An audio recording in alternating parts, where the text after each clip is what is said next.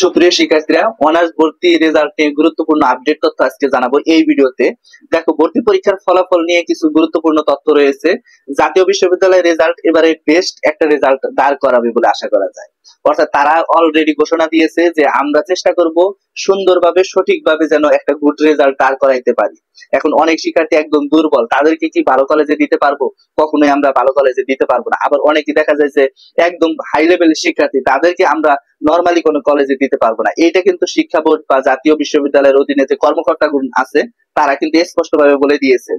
আর দেখা যায় যে তুমি যে বোর্ডে বা তুমি যে কলেজে চান্স পাবা, সেই কলেজ কিন্তু অবশ্যই তোমার কাছে ভালো মনের হতে হবে, তাহলেই কিন্তু ওইখানে পড়াশোনা করবা। তো দেখা যায় যে এবারে 5,60,000 শিক্ষার্থী আবেদন করেছিল, সেখানে 5 লক্ষ শিক্ষার্থীর মতো পরীক্ষা দিয়েছে। আর সিট খালি আছে 4,36,285 4,36,285। তাহলে এই যে এখানে বাছাই করবে কিভাবে? এখন সকল শিক্ষার্থীকে কিন্তু এখানে নিবে না। আমরা গত ভিডিওতে বলেছিলাম যে 5,60,000 শিক্ষার্থীর মধ্যে যেহেতু 5 লক্ষ পরীক্ষা দিয়েছে, এখানে 4 লক্ষ বা 3.5 লক্ষ শিক্ষার্থীকে অ্যাটেন্ড করানো হবে বা প্রথম পর্যায়ে তাদেরকে নেওয়া হবে।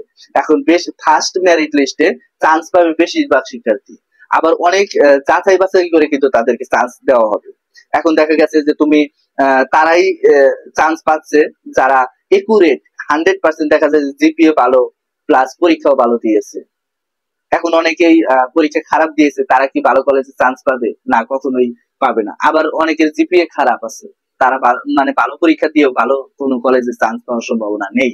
তবে দুইটাই একুরেট থাকতে হবে, ভালো থাকতে হবে, পাস করতে হবে। এখন 35 যদি না পাও, সেক্ষেত্রে তো পাস করবা না।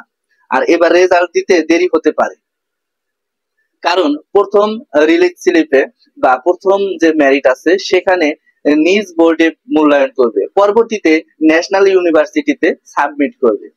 এখন যে পরীক্ষাটা তোমরা দিয়েছো, এটা কিন্তু তোমাদের বোর্ডে প্রথমত মূল্যায়ন করবে, তুমি কোন বোর্ডের অধীনে আছো।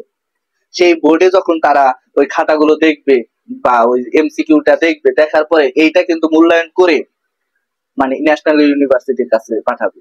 তারা কিন্তু এইটা ওই তাদের ওয়েবসাইটে সাবমিট করবে, সাবমিট করার পরে একটা ডেট জানাবে, ওই ডেট অনুযায়ী কিন্তু তোমাদের এই রেজাল্টটা পাবলিশ করা হবে। এখন অনেকেই হয়তো বা ভাবতেছো আমি চান্স পাবো কিনা, বা এইটা নিয়ে অনেকেই কনফিউজে আসছো। তাদের উদ্দেশ্য বলবো, হয়তোবা তুমি চান্স পাবা। আর ফার্স্ট মেরিটে যারা চান্স পাবা, তারা অবশ্যই চেষ্টা করবা যে ওই কাঙ্ক্ষিত কলেজে ভর্তি হওয়ার জন্য, কারণ রেজাল্ট খুবই একটা সেন্সিটিভ জিনিস। এটা প্রথমত যারা ভর্তি না হয় তাদের একটু ধাক্কা খেতে হয়, ধাক্কা খাওয়ার পরে তারা ভর্তি হতে পারে। দেখা যাক সামনে আসলে কি হয়। আর রেজাল্ট যেদিন প্রকাশ হবে, অবশ্যই তার 1 সপ্তাহ আগে তোমাদের জানিয়ে দেবো, বা ওয়েবসাইটের মাধ্যমে তারা নোটিশ প্রকাশ করবে, সেই অনুযায়ী জানিয়ে দেবো। তো এই ছিল আজকের ভিডিওটা। সামনে কোন আপডেট চাও অবশ্যই কমেন্ট বক্সে জানাবো। ধন্যবাদ সবাইকে।